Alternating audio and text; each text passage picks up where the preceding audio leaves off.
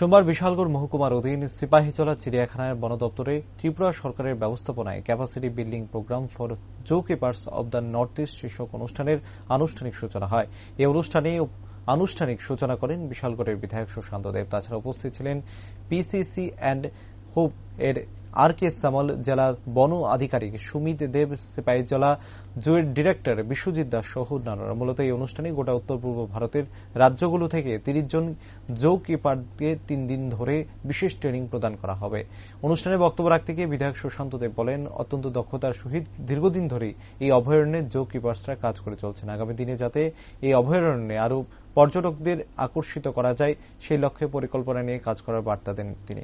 পাশাপাশি পরিবেশের ভারসাম্য রক্ষা করার লক্ষ্যে বনাঞ্চল ও পশু পাখি প্রত্যেকের সংরক্ষণের ক্ষেত্রে সকলের সহযোগিতা কামনা করেন তিনি।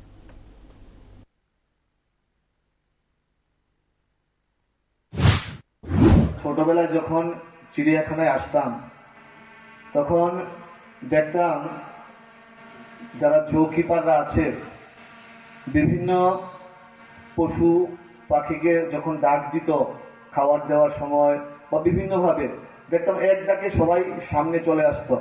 এটা সত্যি একটা সুন্দর একটা মুহূর্তের সাক্ষী আমরা ছোটবেলা থেকে দেখে আসছি।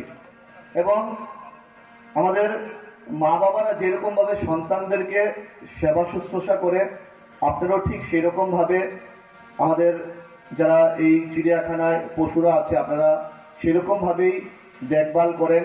আপনাদেরকে ধন্যবাদ জানাই এবং এই ট্রেনিং এর মাধ্যমে আমরা আরো বেশি উন্নত মানের পরিষেবা আমাদের এই বিভিন্ন জোতে আমরা দিতে পারবো বলে আমি আশা ব্যক্ত করছি। আমরা বিগত দিনে যেরকম চিড়িয়াখানার একটা ভগ্নদশা দেখতাম আমাদের সরকার প্রতিষ্ঠিত হওয়ার আগে, কিন্তু বর্তমানে দেখেছি, আমি ধন্যবাদ জ্ঞাপন করছি আজকের এই মঞ্চ থেকে আমাদের যিনি জো ডিরেক্টর আছেন, একটা সুন্দর রূপ এই চিড়িয়াখানাকে দেওয়া হয়েছে। যারা আগে আমরা যখন আসতাম তখন চিড়িয়াখানার যে একটা ভগ্নদশা দেখতাম, এখন কি সুন্দর পরিবেশ চিড়িয়াখানার।